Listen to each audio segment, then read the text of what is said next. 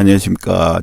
재테크 1번지 밴드지기입니다. 다름이 아니라 이번 강의에 대해서 간단히 소개를 드리려고 이렇게 영상을 준비했습니다. 제가 20년 동안 그동안 그 부동산 실전하고 여러 가지 경험했던 걸 한번 나누고자 강의를 준비를 해봤습니다. 강의는 21주고요. 그 다음에 인원에 따라서 서울 강남역 방향에서 강남역 쪽 이쪽으로 강의장을 잡을까 생각 중입니다. 이번 강의 같은 경우는 제가 처음에 시작할 때는 저도 경매를 시작했었는데 경매 같은 경우는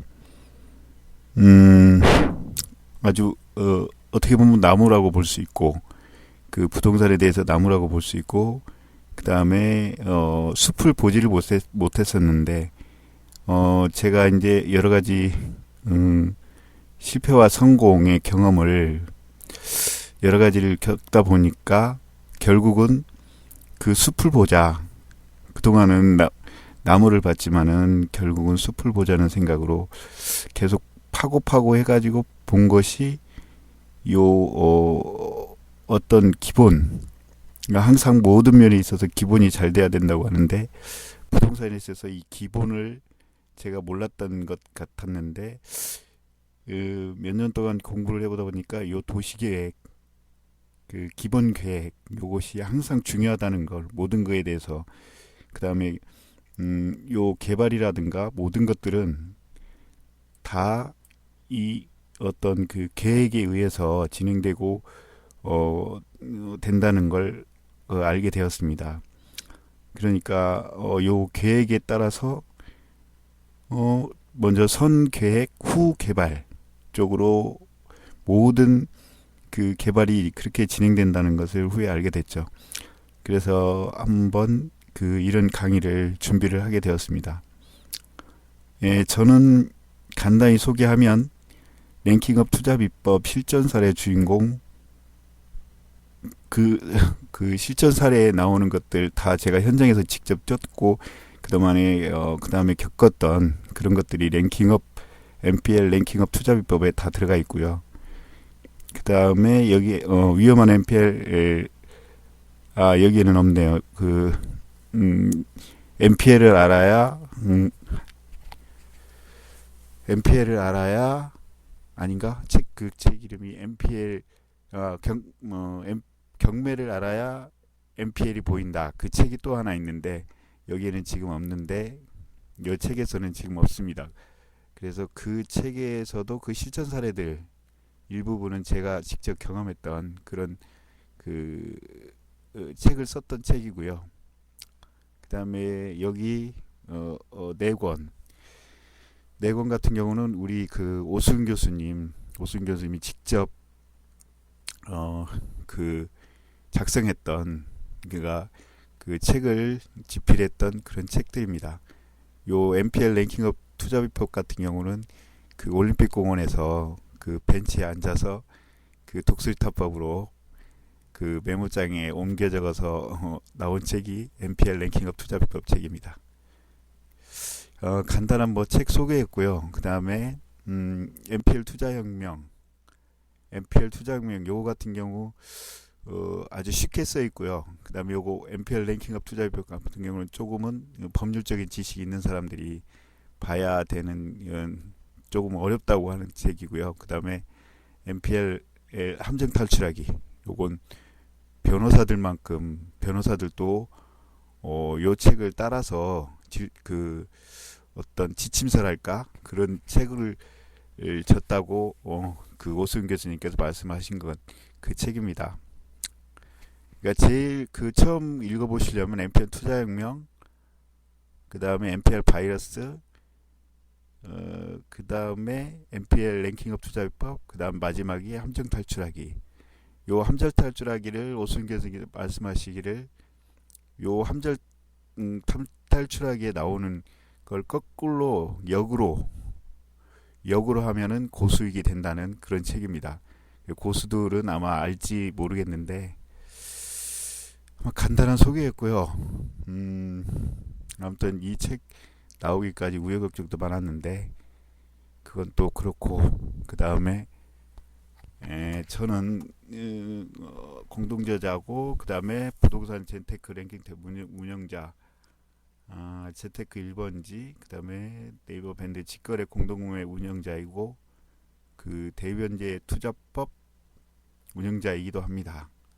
근데 뭐 제 자랑은 아니고요. 요거 그 SNS 그 네이버 밴드 쪽 요쪽에 제가 운영하는 밴드가 몇 개 있는데 이보다 더 있는데, 그건 뭐 요 재테크하고 관계가 없기 때문에 그건 빼겠습니다. 그다음에 상가 세 채를 갖고 있고요. NPL 요게 한 4, 5년 됐나요? 4, 5년 전에 NPL로 구입했던 그 상가 세 채고요. 그래서 요거 하면서 상가에 대한 어떤 깊이 있는 지식을 많이 배운 것 같습니다. 우여곡절이 많았고, 그 다음에 그 세입자하고 1년 동안 1,300만 원 가지고 소송을 했던 그런 사례도 있는데 결국은 소송에서 이겼죠. 아무튼 그 재밌는 에피소드도 있는데, 아무튼 조금은 1,000 얼마 가지고 1년 동안 싸웠던 그런 생각이 나네요. 그 다음에 뭐 오피스텔, 빌라 재개발 등등 많이 투자를 해봤고, 그다음에 뭐 어떤 뭐 많은 이익은 안 봤지만은 그래도 요 투자를 하면서 부동산 재테크란 이런 거구나 좀 많이 느꼈던 그런 그 제 실전 경험이지 않았을까, 그거였고요. 그다음에 그 간단한 소개였고, 그다음에 강의를 제가 할 강의를 총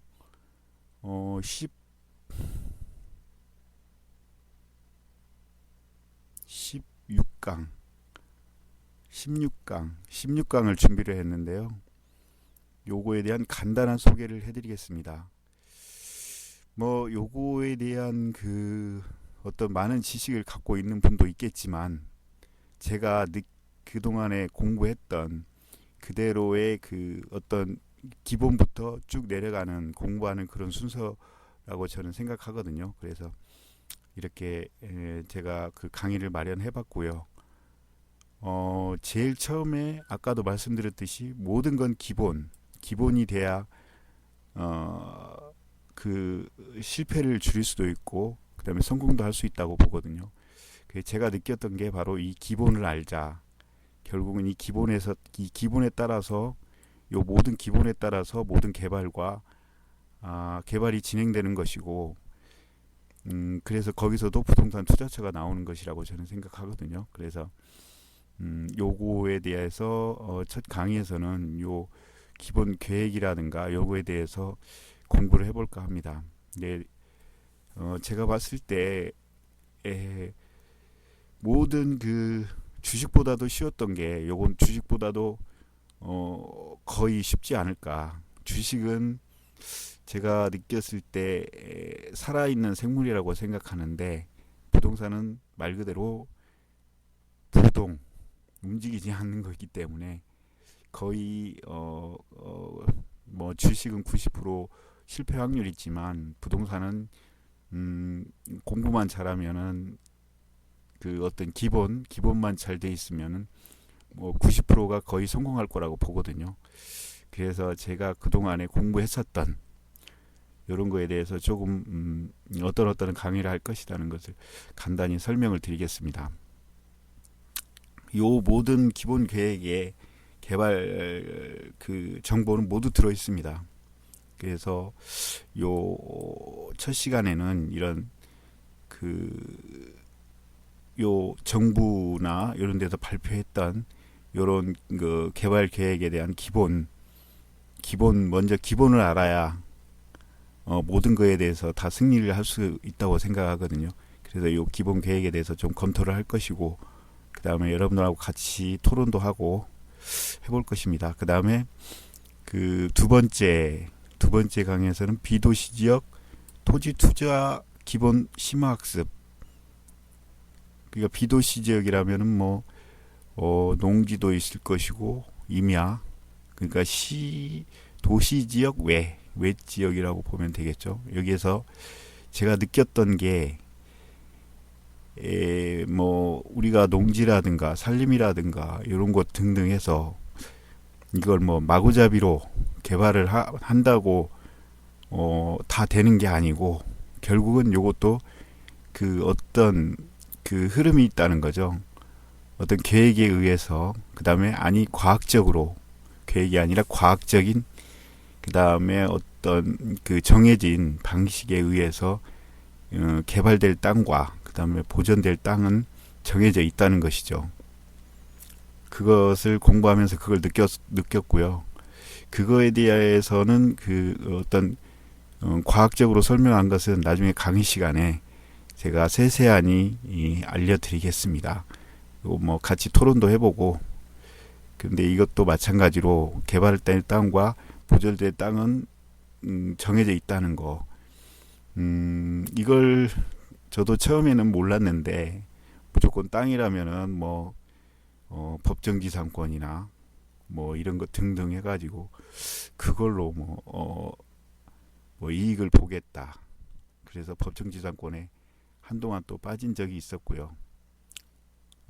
근데 그게 나무였던 거고, 제가 느끼기에는 나무였던 거고, 법정지상권이나 뭐 지분이나 이런 것도 뭐 많은 회원분들이 수익을 냈던 그런 경우도 많을 거라고 봅니다. 근데 저 같은 경우는 검토를 많이 해봤는데 그거에 대해서 뭐 저도 자신 없는 건 아닙니다. 뭐 저한테 얼마든지 그거 한다면, 투자를 한다면 얼마든지 뭐 깰 자신 있고, 그 법정지상권이나 요런 것, 뭐 유치권 요런 것 등등은 제가 봤을 때는 조금 법리적인 그런 그 어떻게 보면은 그 과학적인 것보다 법리적인 측면에서 요걸 접근하는 그런 투자법이라고 보거든요. 뭐 지분도 마찬가지고, 그리고 결국은 또 그러니까 법정지상권이나 유치권이나 이런 것 등등은 다 사람과 관계돼 있고, 제가 전에도 말씀드렸듯이 사람과의 관계가 제일 기쁜 것들, 뭐 어떤 분은 말씀하시겠죠. 뭐 사람과 관계가 안 돼 있는 게 뭐가 있냐. 그렇지만은 그것들은 보면은 사람과 그 어떤 그 대화로서 풀어 간다면 뭐 고수익도 얻을 수 있고, 뭐 어떤 사람은 잘못하면 뭐 망하는 사람도 있겠죠. 그렇지만 제가 봤을 때는 그쪽 유치권이나 법정지상권이나 이런 것들은 법리를 조금 따지면 거기에 대해서 그렇게 크게 어려움이 없다고 보거든요. 그때가 제가 좀 느꼈었던 거고요.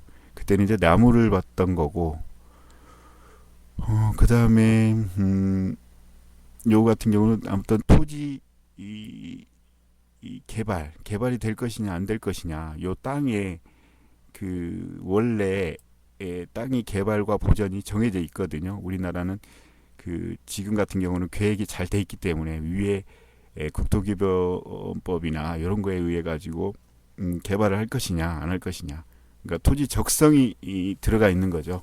그 토지 적성을 아느냐 못하느냐, 그거에 따라서 토지를 어떤 토지를 살 것인가, 그다음에 뭐 말 그대로 속된 말로 돈 되는 토지를 살 것인가, 개발이 될 것이냐 안 될 것이냐, 그런 것들 등등, 이런 것들은 그 어떤 기본만 알면 뭐 어떤 땅이든지 판단은 된다고 보거든요. 그 다음에 거기서 보이지 않는 함정들이 몇 가지 있는데, 그 같은 뭐 비오톱이라든가 서울시 요쪽 서울시 모든 산림들은 거의 비오톱으로 지정돼 있죠. 그쪽 서울시 사는 개발이 거의 안 된다고 보면 됩니다. 그 다음에 문화재 보호구역, 그 다음에 여기 빠졌는데 군사보호지역, 그다음에 생태보전지역, 뭐 연안구역 등등, 뭐 그 다음에 임야에서도 보존해야 될 거, 그 우리 상수원 요쪽 요런 쪽에 나무들은 베지도 못하고 그런 것 등등 해서 그런 그들이 있습니다. 그거에 대해서 몇 가지 상세하게 토지 투자에 있어서 좀 조심해야 될 것을 공부를 하게 될 것이고요.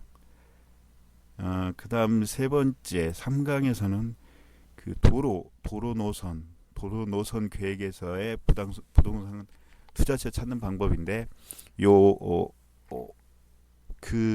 어떤 계획에 있어서 제일 먼저 긋는 게 도로나 철도.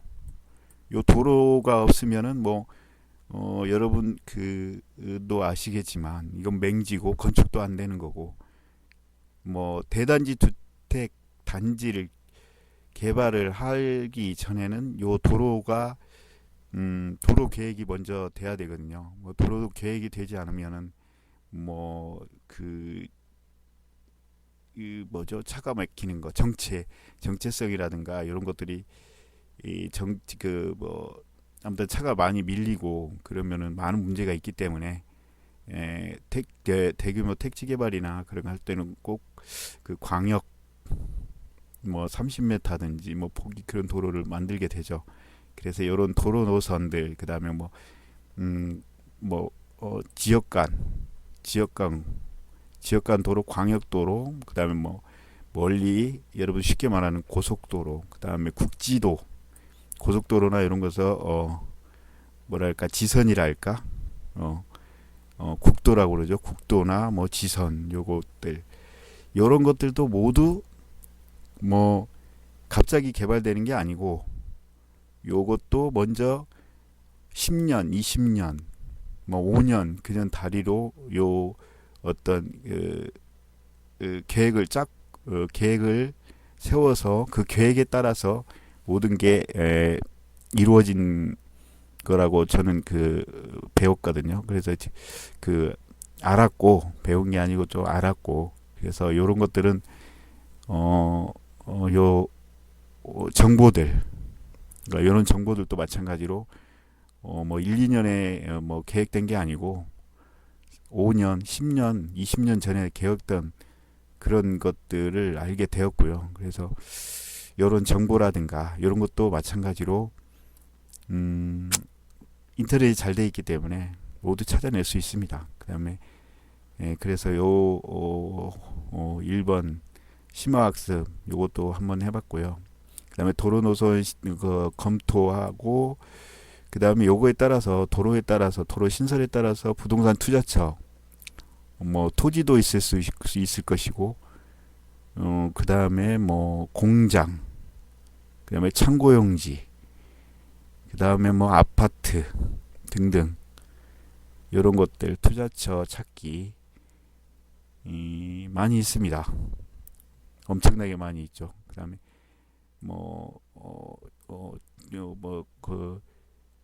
물류에 있어서 중요한 IC, 그러니까 창고라든가 이런 게 있을 때 이 IC가 가까운 데서 짓는 게 창고가 좋겠죠. 수도권이나 지방이나 이런 내려갈 때 IC가 가까이 있지 않으면은 이동이라든가 이런 게 모든 게 불편하기 때문에 IC를 많이 찾는다고 저는 생각하거든요. 그게 제가 느낀 거고요. 그 다음에 이 도로가 사업이 시행되는 게 있고 시행이 안 되는 게 있는데, 이런 것 같은 경우도 마찬가지로 판단을 할 수가 있습니다. 나중에 강의 시간에 말씀드리고요. 그 다음에 제가 서울, 경기, 인천 등등 해서 요거에 대해서 집중 분석을 한다고 그랬는데, 지방도 있지만 지방에 있는 도로 노선도 있지만은 거기보다는 제가 현재 봤을 때는 서울, 경기, 인천 쪽, 수도권 쪽으로 앞으로 많이 개발이 되고 그럴 거라고 보거든요. 그리고 유동성 자금이 지방으로 잠깐 내려가 있었는데 부산이라든가 제주도 등등 해서 많이 내려갔는데, 제가 봤을 때는 앞으로는 수도권으로 다시 돈이 몰리지 않을까. 그래서 지금 침체되는 시기에서 요 수도권 쪽은 개발이 조금 덜 되지 않았을까. 제가 느끼기에 개발 조금 을 많이 SOC 투자나 이런 것들이 없었다고 보거든요. 그래서 제가 봤을 때는 요 도로 쪽으로 해서 투자할 곳도 많고요. 요거에 대한 자료도 엄청나게 많습니다. 이것도 뭐 제가 봤을 때 몇천 장 책 몇 권 정도 되는 그런 양이고요. 그 다음에 우리가 아는 철도, 뭐 지하철도 있고요. 그 다음에 광역철도, 그 다음에 뭐 국철, 뭐 등등 해서, 그러니까 뭐 보면 도시철도가 있고, 그다음 뭐 KTX, GTX 등등 요즘 많이 생기고 있습니다. 그러면 요런 계획들, 뭐 GTX 같은 경우는 만약에 뭐 의정부에서 서울까지 10분 내에 끊어버린다니까 엄청나게 빠른 거죠. 그 KTX보다 이게 더 빠른다고 그러니까 제가 봤을 때 이 GTX 노선에 따라서 서울 접근성, 그러니까 서울 접근성이라면 강남을 어떻게 빨리 갈 것이냐, 강남에 도착하는 그 기준이 어떻게 보면 집값을 좌우한다고 보거든요. 뭐 강남이 왜 강남이 그러냐면 그쪽으로 유동인구가 많기 때문에 직장인들, 출근하는 사람, 뭐 여의도, 그다음 뭐 시청 쪽 이런 쪽으로 사람이 많이 이동하기 때문에 이런 쪽으로 새로운 노선이 신설이 된다면 뭐 지방에 사시는 분들, 요분들은 이 GTX나 KTX가 연결이 된다면 아파트 가격이나 땅 가격은 오르게 되겠죠. 그건 뭐 여러분들이 또 다 알게 될 것이고, 근데 요것 같은 경우도 아직 뭐 실행이 되지도 않고, 아직은 시행이 되지 않았고 설계도 들어가지 않은 그런 노선들이 있습니다. 그런데 이제 대략적으로 그런 뭐 역사가 생길 위치라든가 이런 것들은 어느 정도 알 수 있다고 보거든요. 그것도 계획에 다 나와 있습니다. 그것도 마찬가지로 강의 시간에 말씀드리겠고, 심화학습으로 여기 지금 철도만 해도 여기도 마찬가지로 자료는 몇천 장 몇천 장 정도는 될 겁니다. 그래서 요 철도만 해도 제가 봤을 때는 아주 깊이 공부한다면은 아마 몇 시간 갖고도 힘든 그런 거라고 보거든요.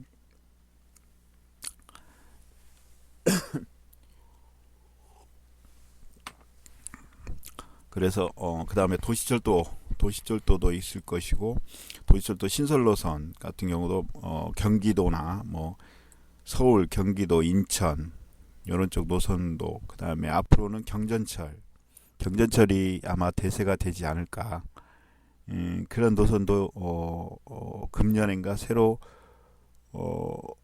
발표를 했습니다. 근데 아직 뭐 인터넷이나 이런 데서는 아직 뭐 많이 나오진 않았고, 그런 데에 대해서 한번 검토를 또 해보고요.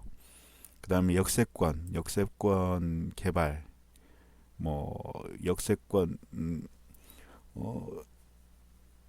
토지를 매매를 하시는 분들이나 이런 분들 뭐 역세권 뭐 그거에 대해서 많이 그거 하는데, 역세권도 개발이 되는 것이 있고 개발이 안 되는 게 있고, 그 다음에 돈 되는 역세권이 있고 돈이 안 되는 역세권도 있습니다. 그런 것 같은 경우 구분하는 방법 등등 해서 한번 강의 시간에 검토를 해보겠고요. 그 다음에 아무튼 이 철도 노선에 대해서는 알아야 됩니다. 도로하고 철도 노선은 말 그대로 핏줄이거든요. 핏줄. 돈도 마찬가지, 뭐 도로를 따라서 그거 한다는데, 도로와 철도로 같이 가면 돈은 2배로, 땅값은 2배로 뛴답니다. 도로 하나만 가도 그건 땅값 1배 뛰는 거고, 철도 하나 가봐도 1배 뛰는데, 이 두 개가 같이 가면 제가 공부해본 제가 말을 한 게 아니고 연구 논문에 나와 있습니다. 도로하고 철도가 같이 간 그 땅이라든가 이런 데서는 땅값이 한 2배 정도는 뛰었다는 그런 논문도 있고요. 지금 뭐 도로라든가 철도라든가 요걸 제가 공부를 하면서 그 많은 연구 논문들을 읽어봤거든요. 요건 그 이 연구 논문을 읽어보지 않고서는 이해를 왜 이 노선을 이 노선이 생기며 왜 이곳에만 가야 되는가 그런 것 등등을 그 연구 논문이나 그런 것들을 많이 읽어봄으로써 좀 이해를 했던 게 된 계기가 된 것 같습니다. 그 다음에 철도 노선에 따른 그 아파트 투자처 이것도 마찬가지로 찍어드릴 수 있습니다. 자신 있게 어디가 앞으로 2, 3년 뒤, 3, 4년 뒤, 5년 뒤 아니면 7, 8년 뒤 어디가 뛸 것인가는 그 계획에 다 나와 있습니다. 아시는 분도 있겠죠. 근데 저도 나름대로의 그런 그 투자처 그것도 어느 정도 여러분들한테 소개해 줄 수도 있고요. 그리고 이것도 마찬가지로 서울, 경기, 인천 쪽 이쪽으로 집중적으로 요 철도 같은 경우는 한 개 노선이 들어가거나 두 개 노선 그 다음에 더블전 전역 트리플 역세권 될 지역 더블 역세권 될 지역 이런 것들도 다 계획에 나와 있습니다. 지금 한 선이지만 3개, 4개, 5개, 6개 그런 것까지 정해진 그런 역도 있고요. 그런 쪽으로 투자를 해 놓는다면 조금 수익을 많이 보겠죠. 제가 느끼는 그 어떤 그 가격이라든가 수익을 볼 수 있는 것은 뉴스가 항상 호재가 하나만 있는 게 아니고 호재가 한 개보단 두 개보단 세 개보단 네 개. 요게에서 많이 땅값이든지 아파트 가격이든지 주택 가격 등등 해서 거기에 많은 영향을 미친다고 보거든요.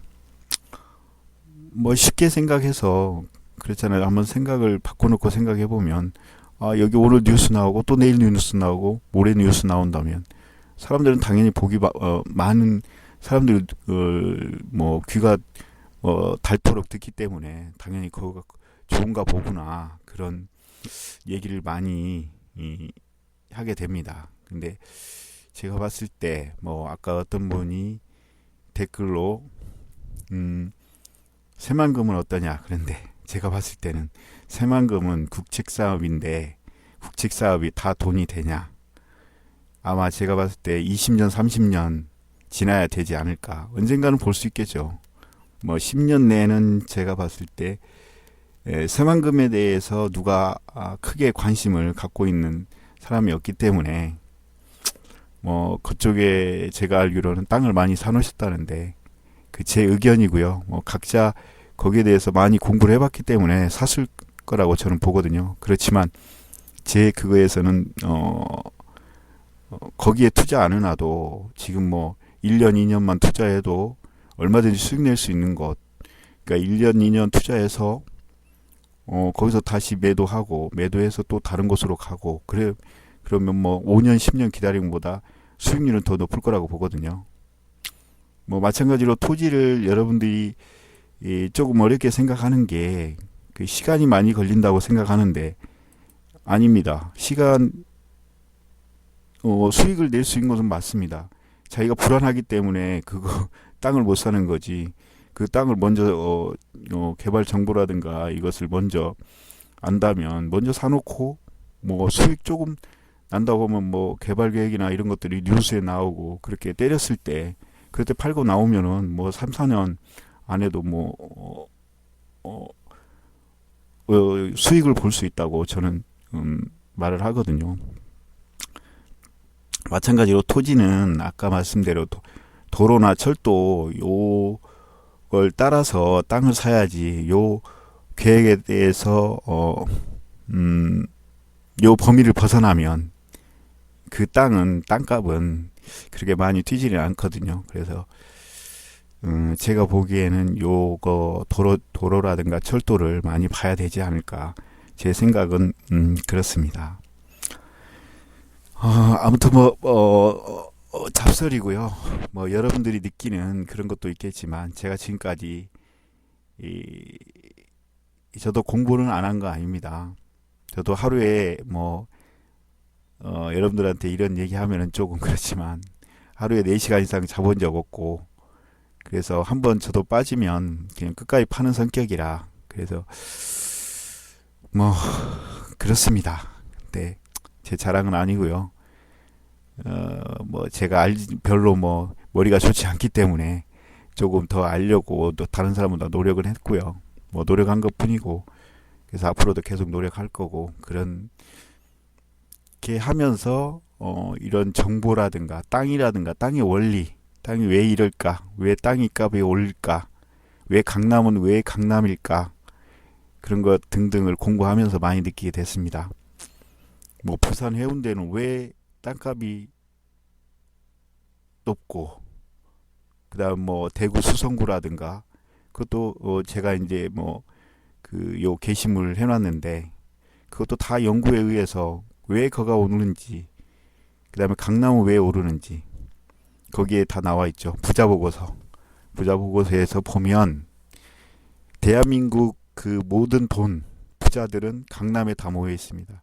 그러니 당연히 거가 부자 있는 대로 돈은 모이는 것이고, 그러기 때문에 거긴 당연히 땅이라든가 집값이라든가 오르게 된 것이고, 그 중심을 이루면서 거기에서 퍼져나가는 거라고 보거든요. 그래서 그런 걸 아무튼 이런저런 돌아다니다 보면서 연구 보고서라든가 이런 것도 많이 보고 요 공부를 하면서 해야 된다고 보거든요. 저는 인터넷 뉴스라든가 요것들은 거의 안 봅니다. 지금은. 옛날에는 부동산에 대해서 몰랐을 때는 조금 보고 했는데, 그렇지만 가끔 가다가 좀 참고용으로 그거 하는데, 인터넷에 나오는 것들은 보면 솔직히 분양이라든가 아파트 광고라든가 모든 것들이 그런 거라고 보거든요. 제 생각인데 그거 틀리게 생각하는 사람도 있겠지만, 제가 느끼는 거에 보면 제가 마케팅도 해봤습니다. 부동산 광고라든가 이런 거에 대해서 마케팅도 해봤는데 거의 다 광고입니다. 마케팅 공부하면서 그게 광고라는 걸 알았고, 그다음에 쓸만한 그 정보들은 별로 없다는 거, 시중에 돌아다니는 것들은 거의 조금 이익을 줄 수 있는 그런 것들은 없거든요. 뉴스에 나오면 그걸로 끝입니다. 주식도 마찬가지지만 뉴스 나오면 파듯이 땅도 마찬가지라고 저는 보거든요.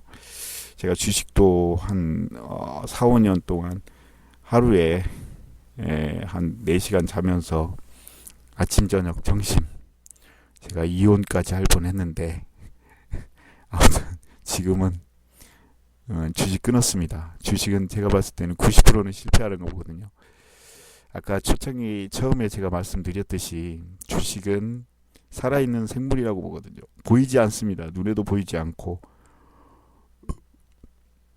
공부를 제가 그보다 덜 못했기 때문에 그럴 거라고 보거든요. 그런데 제가 봤을 때는 사람은 심리에 따라 움직이는 거라고 보거든요. 그래서 제가 그에 따라 심리가 좀 강하지 않아서 그러는지 그렇게 좋은 기억은 없습니다. 아무튼 주식 고술도 있겠고, 아무튼 제 짧은 지식이었는데, 그래서 지금 와서는 제가 그때 건강을 잃는 바람에 더 이상 할 수도 없었겠고, 그래서 지금 와가지고 제가 제일 여러분들한테 하나 느꼈던 건 실적주를 그냥 묻어두면 결국은 올라간다는 거. 대장주 삼성전자를 사도 좋고, 철강이다, 자동차다, 그럼 거기에 따른 대장주들 있잖아요. 그것만 사놔도 절대 손해보지 않는다는 거. 그렇지만 사람인 이상 그렇지는 않죠. 아무튼 제 짧은 그 주식에 대한 그거였고요. 주식에 대해서는 뭐 참 힘들다는 거, 공부를 해도 그건 보이지 않으니까 저한테는. 근데 뭐 주식 고수도 있겠지만 저는 그렇습니다. 뭐 욕심이 좀 있었던 것 같고요. 결국은 지금 느낀 건데 그때는 욕심이 좀 많았던 것 같다는 생각이었고요.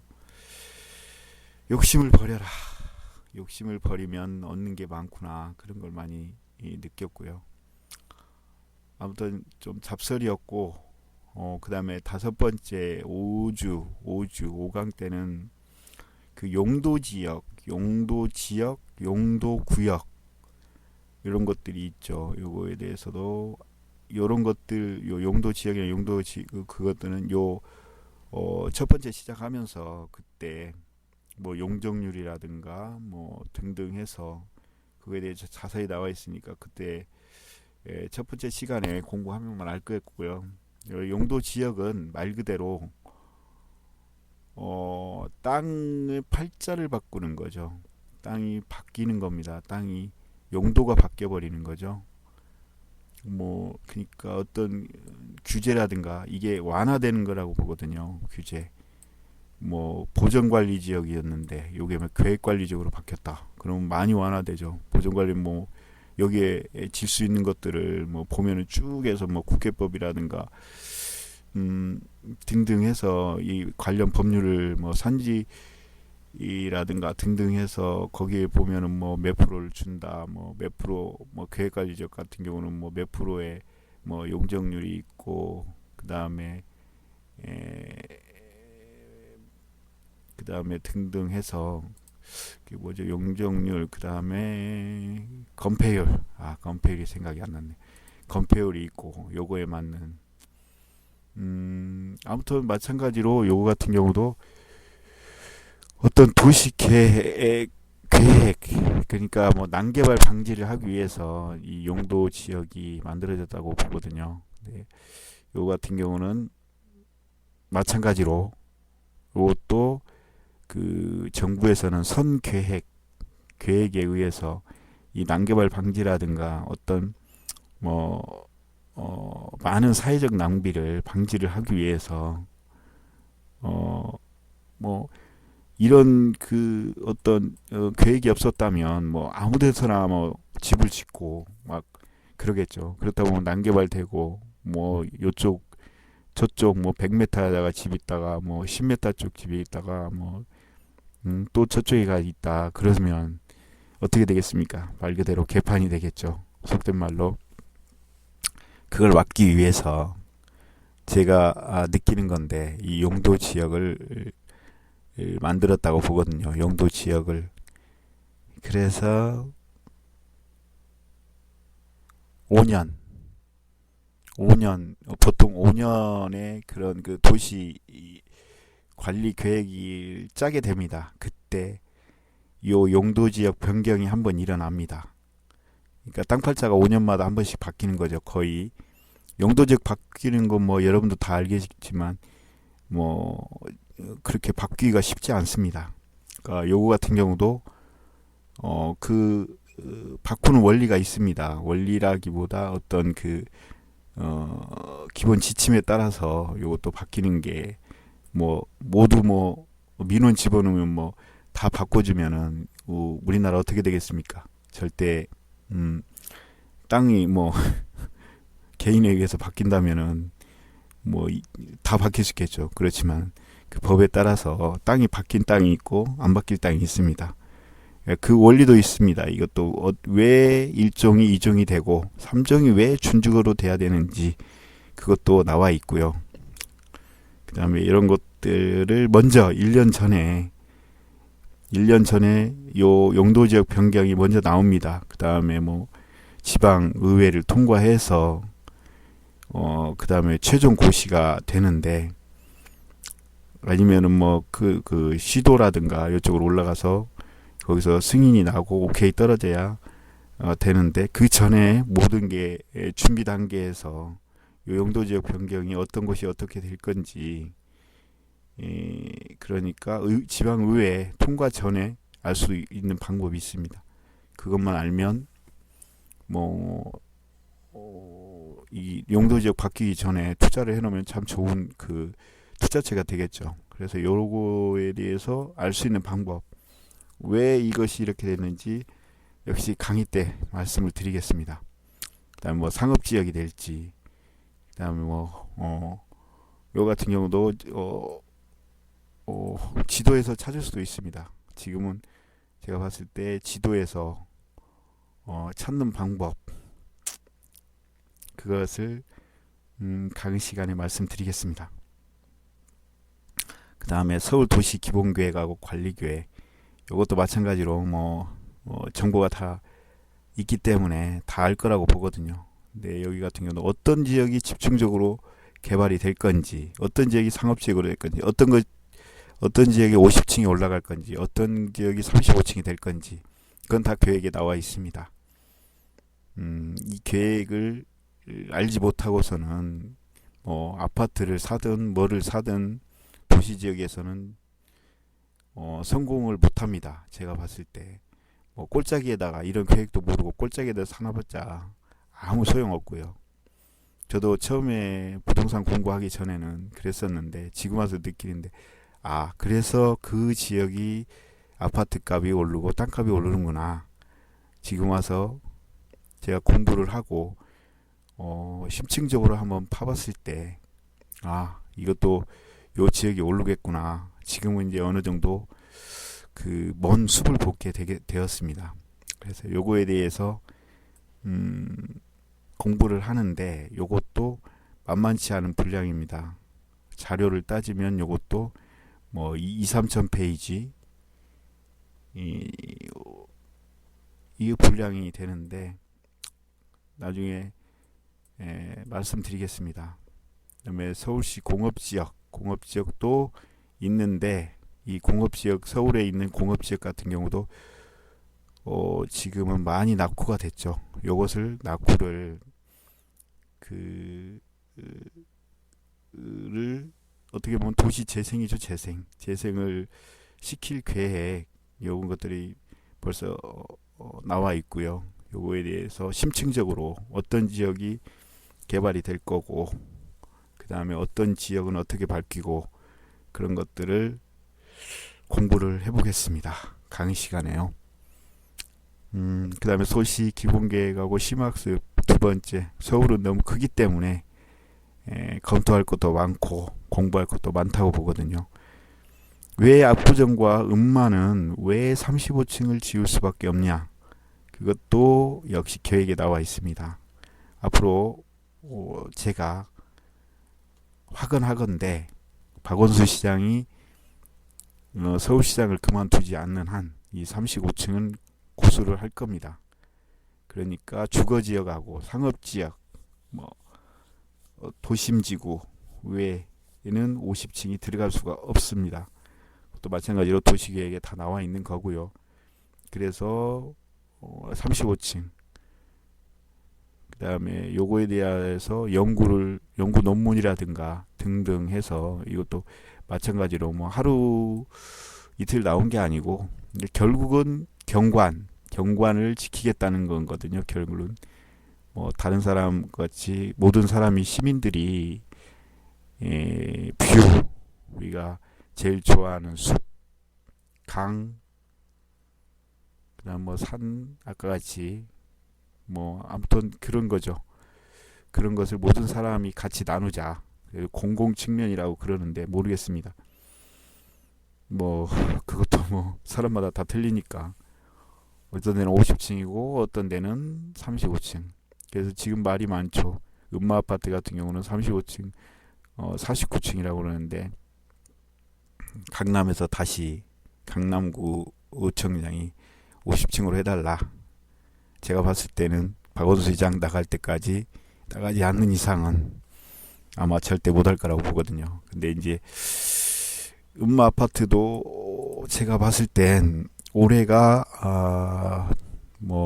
초과이익 환수 아파트에 대한 그것이 끝나기 때문에, 이게 관리처분 계획인가요? 그거 받지 않으면, 올해 안으로 받지 않으면은 그 이익이 환수가 다 되기 때문에 아마 35층으로 가지 않을까. 뭐 잠실도 그렇게 했다고 그러고 반포 등등 몇 군데 지금 재건축하는 곳은 그렇게 돼 있죠. 그래서 그거에 대해서 제 짧은 지식이었는데 이것도 마찬가지로 한번 자료가 있는 거 요것도 요것도 마찬가지로 몇백 페이지 지금 제가 위에서부터 아래로 쭉 많은데 이것들 한 챕터마다 책 한 권씩입니다. 책 한 권씩은 될 겁니다. 절대 적은 그게 안 됩니다. 요 16강까지 가면은 책 한 100권? 100권 정도는 되지 않을까. 그 분량입니다. 그래서 요거에 대해서 공부를 해보고요. 그 다음에 지구단위 계획 요것도 마찬가지입니다. 지구단위 계획도 알아야 되고 뭐 여기에서 1종에서 2종으로 왜 바꿔줘야 되는지 왜 이것도 줘야 되는지 이것도 몇 년 전에 이것도 기준이 지침이 있습니다. 요거에 따라서 움직여야 되고요. 그 다음에 요 지구단위 계획에서 모든 거 다 나와 있습니다. 그 지침이. 그 다음에 서울시 지하철 유동인구에 따른 주거지역과 직장지역 분석법. 그러니까 어떤 지역이 사람이 많고 사람이 많은 게 아니라 어떤 지역이 주거지역이고 어떤 지역이 직장인이 많은지 유동인구를 보면 압니다. 지하철에 따른 유동인구를 보면 어떤 지역이 많이 내리고 그 다음에 어떤 지역이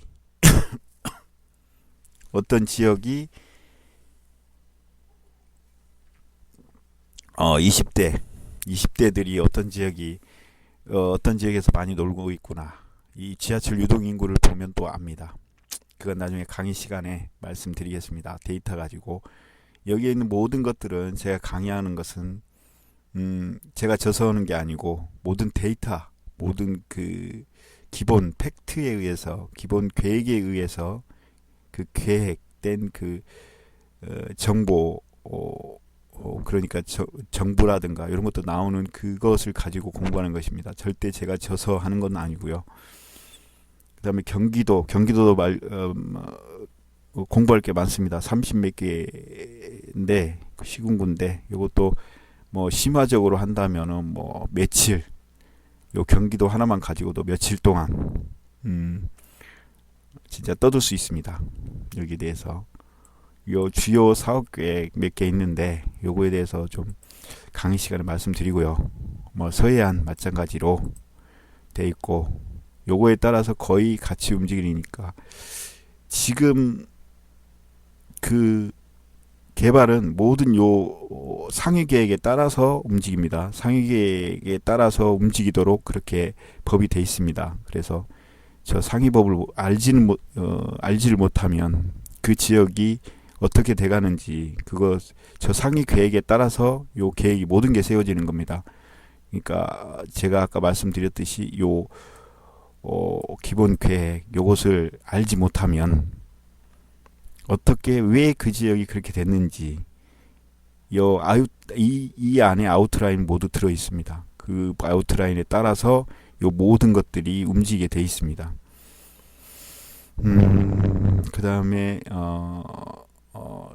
경기도 중에서 몇 개 지자체 요거에 대해서 안산시라든가 평택, 시흥, 김포, 수원, 부천, 의왕, 과천 뭐 나중에 그 수업 시간에 강의 시간에 강의를 신청하신다면 그때 자신 있게 어떤 것이 왜 이렇게 되고 이렇게 되는지 등등을 말씀드리겠습니다. 그 다음에 인천광역시 앞으로 제가 봤을 때 인천광역시도 뭐 송도만 지금 뜨고 있는데 송도 쪽이 많이 뜨고 그 다음에 그 영종도 뭐 이런 쪽으로 뜨고 있는데 제가 봤을 때는 지금 같은 경우 구도심이 많이 죽어가니까 지금 뭐 도시재생 그런 것을 많이 하죠. 그래서 제가 봤을 때는 요 인천광역시도 앞으로 개발 계획이 많이 개발이 되지 않을까. 2, 3년 내나 3, 4년 내에 그래서 아마 여기도 좀 땅값이 뛰지 않을까 그렇게 생각합니다. 그다음 뭐 여기서 투자처도 어떤 곳이 상업지역이 될 건지 역세권 될 건지 그다음에 뭐 철도 노선이 어디로 연결이 될 건지 어디로 확장이 될 건지 이때도 공부를 한번 해볼 것이고요. 이것도 마찬가지로 책 2권 분량입니다. 2권 분량인데 아무튼 뭐 중요한 것 등등 제가 봤을 때 여기 기본 계획이라든가 이런 데에서 뭐 배경 이런 것 등등이 기본적으로 알아야 되는 그런 거라고 보거든요. 제가 공부를 해봤을 때. 그래서 이거에 따라서 아까 그 제일 위에 요 기본 계획을 알지 못하면 요 기본 계획에 따라서 모든 이 지금까지 철도라든가 도로라든가 요런 것 등등 용도 지역이라든가 등등 요런 것들이 다 저 위에서 다 정해진 대로 거기에 따르게 되어 있습니다. 그 계획에 따라서 이게 모든 게 개발이 되고 그렇게 된다고 제가 공부해 본 결과 그렇습니다. 그래서 그런 거에 대해서 좀 깊이 있게 얘기를 해보고요. 그 다음에 용도 구역, 뭐 개발 제한 구역, 그 다음에 뭐 도시 자연공원 구역, 뭐 농업 진흥 구역, 상수원 보호 구역 이거 등등이 있는데 요것도 공부를 해본 결과 개발 제한 구역 같은 경우는 요것도 뭐 지자체에서 마음대로 푸는 게 아니고 어떤 총량이 있습니다. 정해진 총량의 범위 내에서 해제가 되고 그 다음에 어떤 지역을 무조건 해제하는 게 아니고 요것도 마찬가지로 절차가 있습니다. 그 절차에 따라서 해제를 시켜주고 안 해주고 그 다음에 뭐 구체적으로 정보를 찾는 방법 요거에 대해서도 강의 시간에 말씀드리겠습니다. 요것도 뭐 함부로 해제를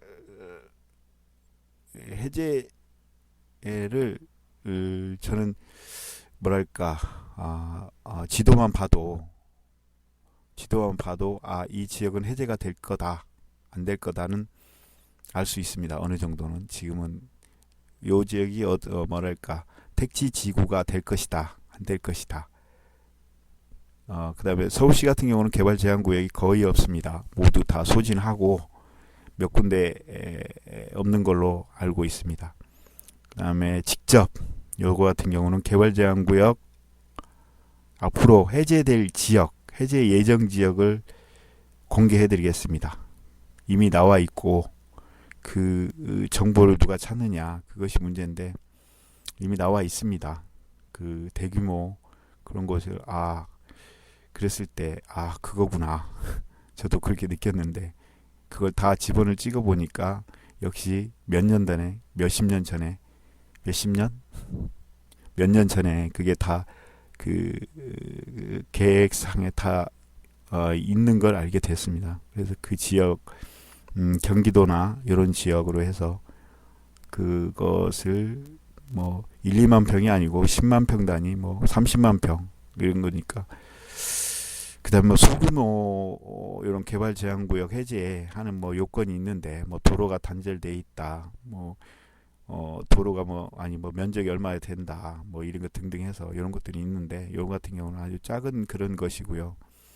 뭐 단절 토지 뭐 이런 것 등등 요것도 많이 이제 지금 용역이 들어가서 많이 뭐 해제해주고 있는데 요 같은 경우는 작은 평수들이니까 그 다음에 요 개발 제한 구역하고 개발 제한 구역 해제하고 요거하고 역세권 개발되는 곳하고 한번 강의 시간에 말씀드리겠습니다. 어느 지역이 풀리고 어느 지역이 안 풀리고 그 다음에 장기 미집행 도시계획시설 해제지역 요것도 2020년 2015년 장기 미집행 도시계획시설 가이드라인에서 2015년 12월 30일까지인가 그때 모든 계획을 어떤 지역은 풀어질 것이며 어떤 지역은 풀지 말라 그런 것을 계획을 세워놨습니다. 그게 어디 있냐면 잠깐만요. 그런 계획이 어디 있었냐면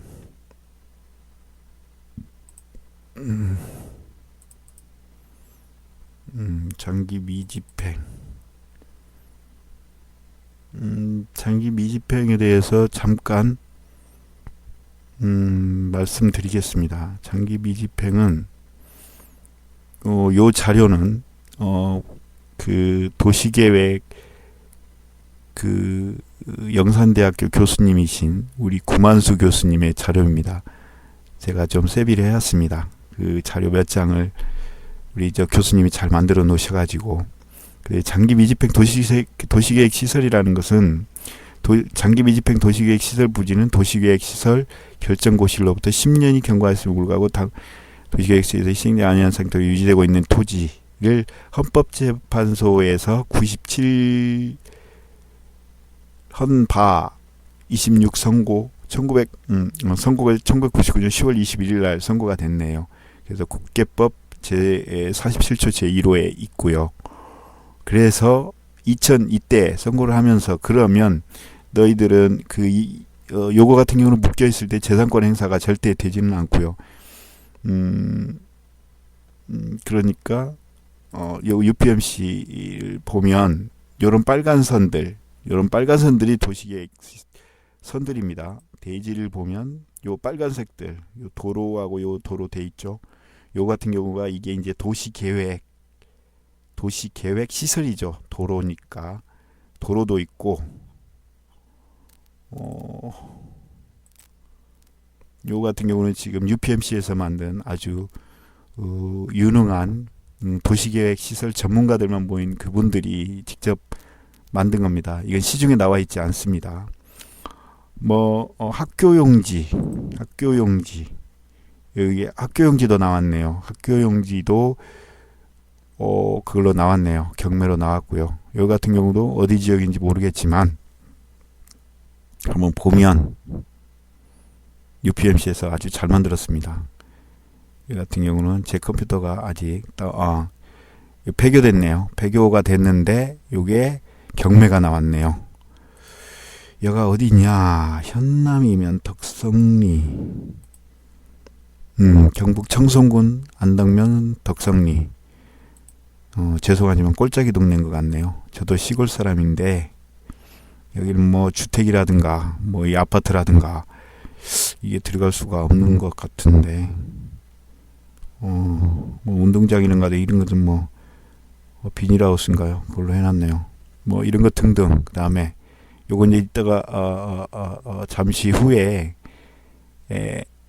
장기 미집행 도시계획 시설 및 농업진흥구역 해제에 대해 할 때 자세히 말씀드리겠습니다. 종교용지 전도 있고 많습니다. 도시계획 시설 여기 있구나. 이걸 보면 알겠네요.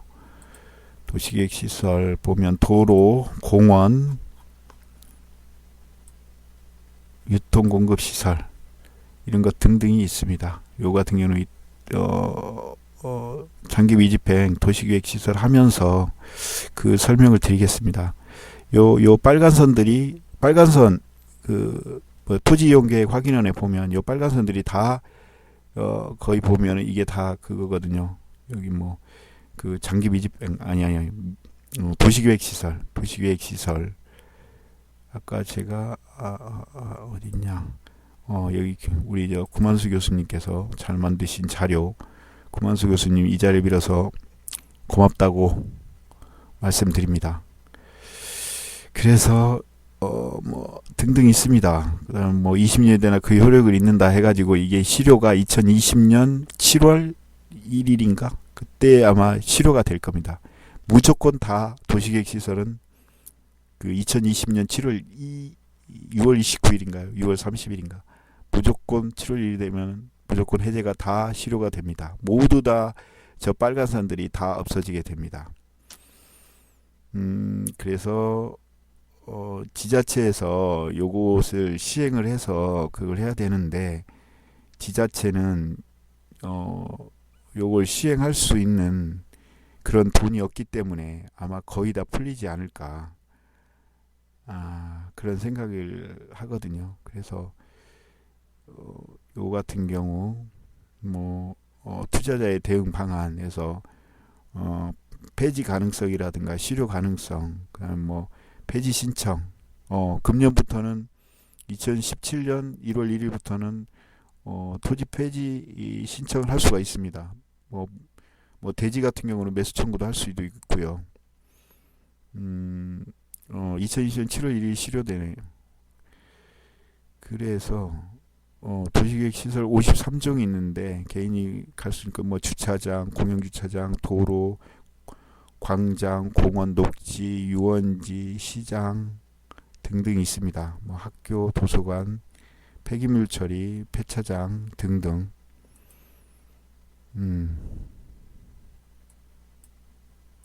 이것이 대략적인 왜 장기 미집행 시설이 그건지 나와 있고요. 이걸 정부에서 대통령 주재 하에서 이게 해제 가이드라인을 발표를 하게 됩니다. 해제를 이제 한꺼번에 2020년 가서 한꺼번에 모두 다 해줄 수는 없는 거고, 그렇다면 엄청난 그 경제적 낭비가 있겠죠. 그래서 2017년부터 18년, 19년, 20년 풀 거면 단계적 집행 계획을 세우게 됩니다. 그래서 그 단계적 집행 계획에 따라서 하게 되는데, 그래서 미집행 도시계획서 하면서 거기에서 정부에서 얘기했던 게 바로 이 우선 해제 시설, 재정적 집행 가능 시설, 비재정적 집행 가능 시설, 그다음 요걸로 해서 나눠서 물건을 분류를 해서 할 건 하고 해제할 건 해줘라, 그런 걸 이제 지금 계속 나오고 있거든요, 지자체에서. 그래서 요 뜻이 뭐냐, 우선 해제는 더 이상 이건 갈 수 없겠다, 그러면 해제시켜줘. 그러면 의회라든가 이런 거에 가서 해제를 시키게 됩니다. 지방의회 통과하고 나서 거기에서 해제를 시켜라, 그러면 해제가 되고요. 그 다음에 재정적 집행 가능 시설은 재정적으로 돈을 들여서 이건 우리 돈을 들여가지고 할 수 있겠다, 그러면은 이것은 재정적 그 돈이 투입되는 거죠. 우리 세금이 투입이 되겠죠. 비재정적 집행 가능 시설이라는 것은 말할 때 그 민간공원 우리가 말하는 그 민간공원 그거죠. 그러니까 민간 자본을 들여서 하겠다는 거죠. 결국 세금 투입 안 하고. 그래서 앞으로 2, 3년 안에 많은 이런 것들 민간공원 쪽으로 많이 하지 않을까, 그런 생각이고요. 그 기준이 이렇게 있습니다. 요 같은 경우는 그래서 해제 시설 기준 해가지고 잔여 토지로 공원 기능이 수행이 어려울 때 요런 거 같은 거 자투리 땅이나 남았을 때 이것도 해제시켜 달라고 그러고, 그다음에 임상 양호하여 보존을 필요 없을 때 이런 것들을 그거 하고, 그 다음에 하천 등 유사한 다른 시설과 접속돼 있는 것, 이것도 이 글자가 깨지네요. 그래서 요거 같은 경우 녹지 지역, 공공 녹지, 완충 녹지, 이런 것들, 건축 물질의 대체 시설, 방음벽이 설치됐거나, 여기 나와 있네. 철도 및 도로변 완충 녹지 내 상가 및 주택에 밀집되어 시설 집행이 장기화 예상되고, 소음 저감 장치를 했을 때, 소금 저감을 했을 때는 풀어줘라 등등 있습니다. 몇 가지. 하천하고 돼 있고 접촉됐고, 그 다음에 주거지역과 다른 용도지역 상충하기 위해서 여기는 주거지역이고 여기는 일반 상업지역인데, 요거에 대해서 완충 녹지 필요 없다, 그러면 이것도 해제시켜 버리는 거고, 그 다음에 재정적 집행 가능 시설은 1단계 1단계, 2-1단계, 2-2단계, 이건 실효 대상 이렇게 해서 계획을 세우래요. 그래서 이거에 따라서 뭐 재정을 투입하겠다는 거죠. 그래서 이것이 뒤에서 한번 보겠습니다. 그 다음에 비재정적 시설은 말 그대로 뭐 쉽게 말해서 그렇습니다. 그 민간 자본, 민간 투자 사업 해가지고 그걸 활성화시키겠다. 그래서 이제 해제할 기준 조합을 해보면 이렇게 뭐 공원 해제 기준, 우선 해제 시설 있고, 그다음에 재정적 집행 가능 시설 있고, 비재정적 요 세 가지로 나누는 거죠. 우선 해제 요 기준, 요 아까 같이 뭐 녹지라든가 공원 요 기준에 따르면은 해제를 할 건지 존치를 할 건지 이걸 해서 해제할 건 해제하고 존치할 건 존치하는 거 하나의 부류고 도고, 그다음에 재정적 집행 가능 시설은 단계별 집행 계획에서 여기가 희미하게 나왔는데 2-1단계, 2-2단계에서 5년 해가지고 16년부터 2020년까지는 까지 하고 2021년에서부터 2026년인가요? 요 이유는 실효가 된다는 거죠. 요때까지 하지 못하면. 그래서 요것도 단계별 집행계획, 아까 여기 나왔죠. 단계별 집행계획으로 아까 2-1, 2- 이렇게 나왔고, 요것도 마찬가지로 정보가 다 공개됩니다. 뭐 찾아보면 다 있고요.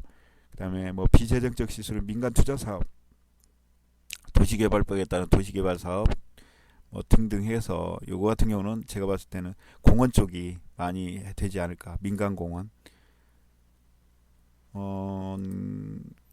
그래서 요거 이제 어느 시도인데 뭐 소공원 있고 문화공원, 그다음에 도시자연공원, 완충녹지, 경관녹지, 연결녹지 이거 등등 있대요. 그다음에 공원 정비계획에 의해 가지고 쭉쭉쭉 해서 처음에 요거였었는데 이게 이제 이렇게 바뀐다는 거죠. 가이드라인이 배포가 되고, 그다음에 장기 미집행 시설 가이드라인이 적용되고, 그러면서 우선 해제 세 가지로 나누는 거죠. 이제 분류를 하는 거죠. 해제할 시설, 그다음에 우리 저 나라 돈 들어갈 그 시설, 그다음에 요거 다 민간 자본 요거 들어갈 시설, 이렇게 세 개 나눈다는 겁니다.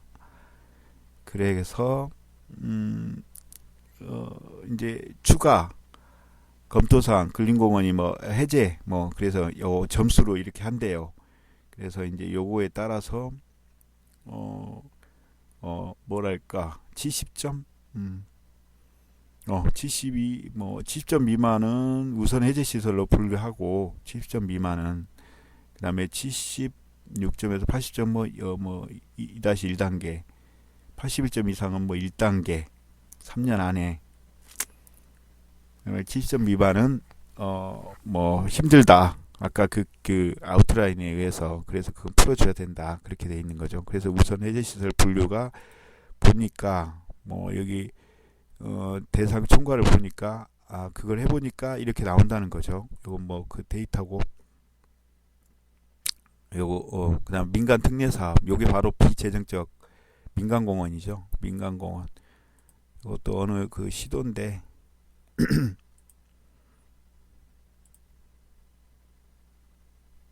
이렇게 해서 요게 이제 민간공원 그 특례 사업 이렇게 됐네요. 지금 한 15개가, 요거 같은 경우는 뭐 제가 그냥 보안상 지웠습니다. 근데 요거 같은 경우는 알 수 있고요. 어디 그거 하면 알 수 있습니다. 요거 같은 경우는 민간공원으로 한대요. 그러니까 요것도 여기 들어가면은 민간공원으로 들어간다면은 여기서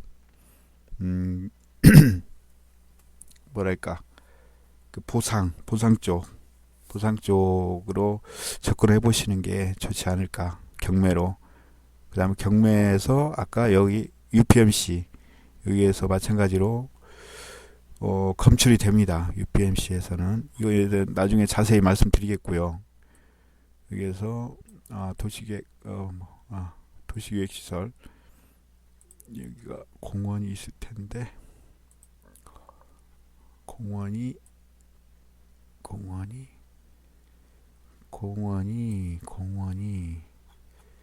복합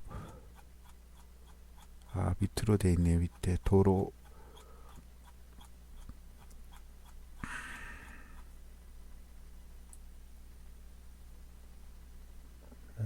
오이, 오이, 오이.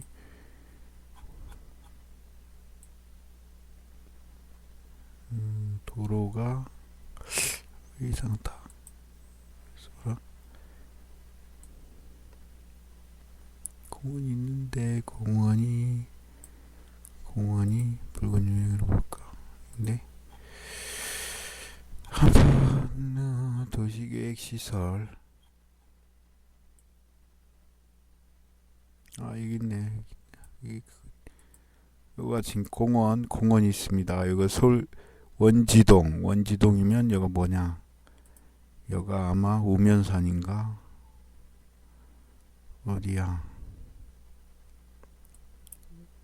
우면산인가? 이게 아마 공원 청계산이네. 청계산. 그런데 요거 같은 경우는 그렇죠. 자연녹지 지역이고 공원이고 도시지역 공원이래요. 근데 딱 한가운데 있으니까 이건 사봤자 거의 뭐 오픈되는 건 아니겠네요. 개발제한구역도 뭐 공인용산지, 보전산지, 센 것들은 다 모이네. 비오톱 1등급, 오예, 1타, 2타, 3타, 4타. 야생동물 보호구역이래 또. 뭐 여기는 절대 개발을 할 수가 없습니다. 개발을 할 수가 없습니다. 서울은 아마 거의 다 개발을 안 할 거라고 봅니다. 네, 아까 같은 경우도 그 우선 그 장기 미집행 가이드라인에 보면 되도록이면 내부는 건들지 말라는, 그게 무슨 얘기냐, 요런 것 등등 요런 지역들은 아마 풀릴 겁니다. 제가 봤을 때. 왜? 요것은 경계 지역하고 여기가 안 나와 있는데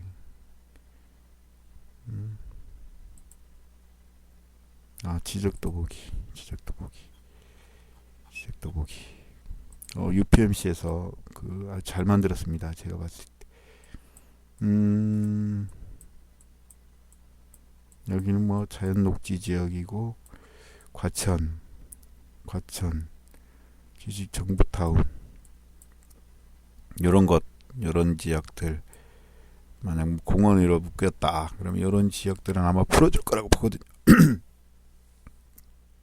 서울시 용역 1 개발지원구역하고 아마 곧 나올 겁니다. 왜 나왔나 아직 제 그걸로는 안 나온 걸로 알고 있는데,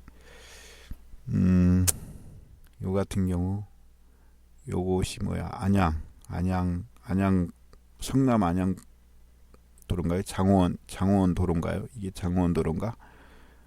요거에서 이렇게 잘려 나가는 부분들, 요런 부분들 만약에 그거 하신다면은 요런 부분들은 뭐 그린벨트가 풀리겠죠.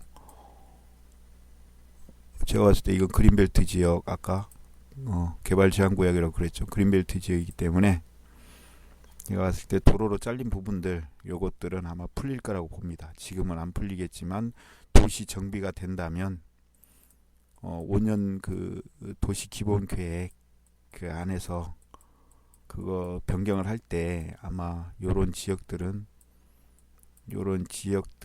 어떻게 될지 모르겠지만, 어떻게 될지 모르는 게 아니고 그냥 딱 봐도 요런 거 같은 경우는 아마 개발 제한 구역이 요 도로로 잘렸던 잘리지 않을까, 아니 풀리지 않을까, 요런 지역들은. 근데 함부로 얘기할 게 아니고요. 요것도 방법이 있습니다. 거기에 그런 방법들은 나중에 강의하면 제가 알려드릴 거고요. 그렇게 해서 도시계획 시설이라는 게 대략적으로 이런 거구나, 제가 그것을 설명을 해드렸고요. 나중에 장기 미집행 요거 농업진흥구역 요거 할 때 뭐랄까 요 알토란에 대해서 설명할 때 제가 한번 말씀을 드리겠습니다. 음,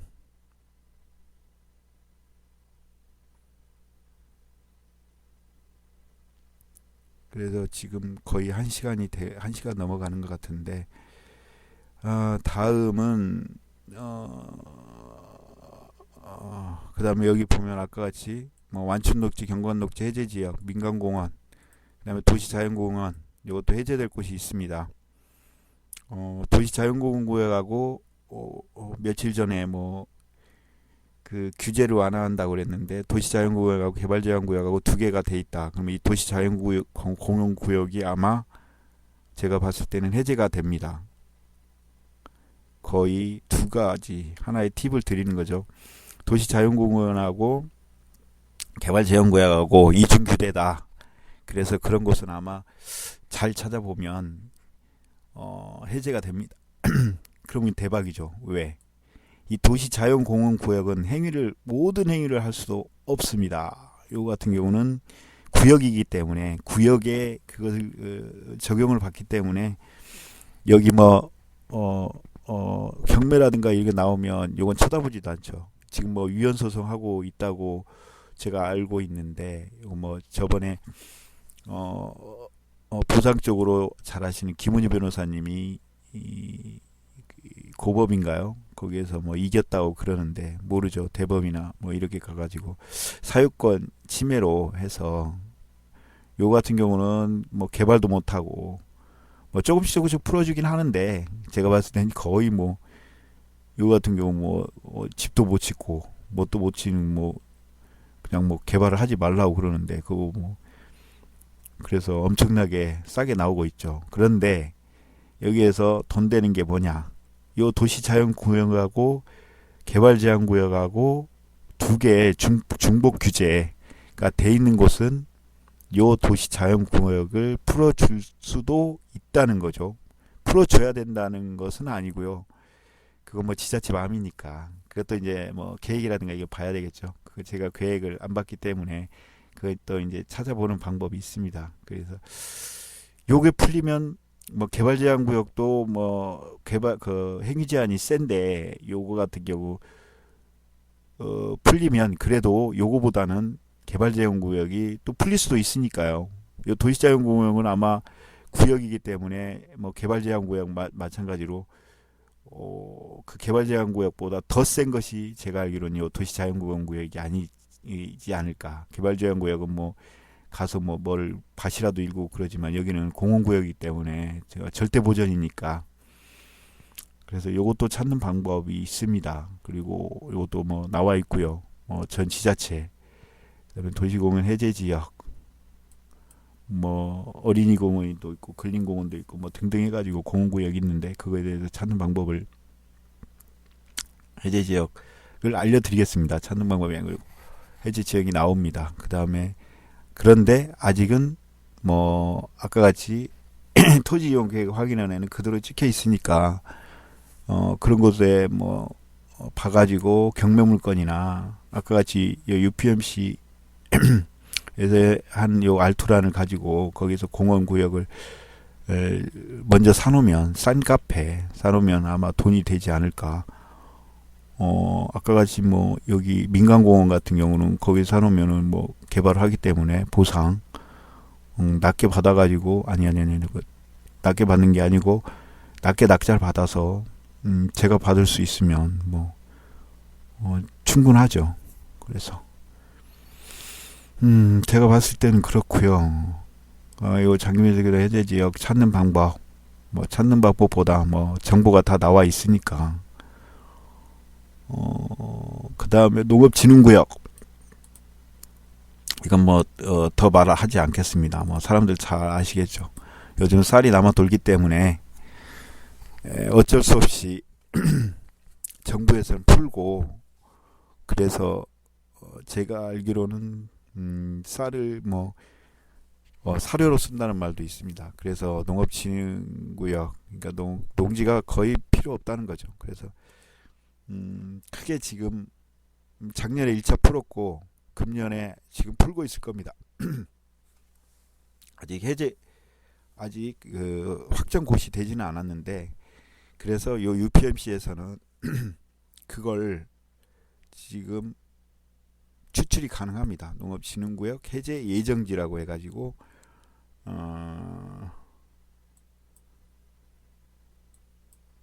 UPMC에서 여기 보면 농업진흥구역 해제 예상지역, 요 같은 경우는 보면 요 지역이 해제가, 그런데 아직은 에러가 났네. 여기도 에러가 나고, 해제 예상 지역이네요. 예상 지역이고, 농업진흥구역, 이걸 보면 요거 같은 경우는 해제 예상입니다. 해제 예상이니까 이 지역이 지금 들어갔다는 거죠. 지자체, 이건 제가 알기로는 그 알토라는 지자체 그 고시문이라든가 여기 저 공고문, 보상 공고는 아니고 공고문을 그 다 추출해서 여기다 집어넣기 때문에 요걸 추출을 할 수가 있습니다. 그러니까 지금 요거 같은 경우는 만약에 사놓는다면은 이게 없어지는 거니까 돈이 좀 되겠죠. 근데 농림지역이 해제가 될 건지 안 될 건지는 그 다음 또 검토를 해봐야죠. 그게 쉽게 되는 게 아니고요. 농림지역, 이 같은 경우는 농림지역이네요. 이것도 봐야 됩니다. 요것도 전이고 뭐 집이고 벌써 요건 뭐 훼손이 됐기 때문에 뭐 이건 풀어줘야 된다. 그래서 아마 이거 같은 경우는 풀어질 것 같네요. 집이니까 뭐 요거 같은 경우는 필요 없는 거죠. 뭐. 그리고 이렇게 많이 풀어집니다. 요거 같은 경우도 왜 풀어질까요? 왜 풀어질까요? 요것을 봐야 되겠지만, 남양주 화도읍이네요. 화도읍, 여기도 개발 계획이 있습니다. 제가 알기로는 여기도 개발 계획이 있는 걸로 알고 있습니다. 그래서 나중에 시가와 용지로 쓰기 위해서 풀지 않을까. 여기도 뭐 도로라든가 요 같은 경우는 지금 도로 뭐 등등 이러고 있는데 요거 일대가 지금 노란풍선 돼 있는 게 다 그겁니다. 해제를 시키겠다는, 요거 해제 예상입니다. 아직은 해제가 안 됐다는 거죠. 제가 봤을 때는 이거 해제가 안 됐을 겁니다. 이건 나중에 그거 할 때 다시 설명드리겠습니다. 요거 이제 그 UPMC 도시계획 시설 전문가 분들께서 만든 건데 진짜 잘 만들었습니다. 이따가 두 번째로 할 때 그거 하겠고요. 그 다음에 상수원 보호구역, 요게 아마 금년 말이나 이쪽에 해제되는 구역이 있습니다. 대규모로. 거기도 어떤 계획에 의해서 되는 겁니다. 뭐 무조건 되는 게 아니고, 그 다음에 왜 풀어줘야 되는지 그것도 그때 강의 시간에 말씀드리겠고요. 그다음에 수변구역도 마찬가지. 수변구역도 왜 수변구역이 해제되느냐, 그것이 있습니다. 왜 해제되는 조건이 있기 때문에 해제가 되는 거거든요. 요게 제가 알기로는 여주하고 몇 곳에 있는데, 또 나중에 지역은 뭐 알아보는 걸로 하고요. 그 다음에 13강에서는 부동산 투자처 찾기 기본 사이트, 이것은 여기 이때 무슨 내냐면 요 부동산 그 연구 논문들, 그 다음에 사이트에서도 그 투자 지역이라든가, 그 다음에 뭐 해제 지역이라든가, 그 다음에 아까 말씀드린 그런 것들, 그 왜 해제를 시켜야 되는지 그런 거에 대해서 사이트에서 다 나와 있습니다. 그것을 대입해서 이 토지는 해제를 할 수 있고 안 할 수 있고 어떤 점수로 나와 있기 때문에 그건 나중에 공개하겠습니다. 그 다음에 정부 지자체 공식 홈페이지나 이런 거 어디에서 찾아야 될지 여기도 거의 다 나와 있습니다. 왜 찾아야 되는지, 어떻게 찾아야 되는지, 어디서 찾아야 되는지, 그다음에 민간공원이 운영하는 홈페이지 이런 것들도 여기에서도 먼저 개발 계획이 나온 경우가 있습니다. 그 사이트도 공개하겠고요. 뭐 영농육급 분류정의 농지 찾기 사이트 공개한다고 그랬는데 여기 지금 UPMC 만든 알토란에서 그것이 됩니다. 추출이 됩니다. 저번에는 안 됐거든요. 근데 이번에는 여기 있죠. 이번에는 뭐 되게 돼 있네요. 많이 업그레이드가 됐네요. 제가 봤을 때. 그 다음에 그거고요. 지금 1시간이 넘어가는 것 같은데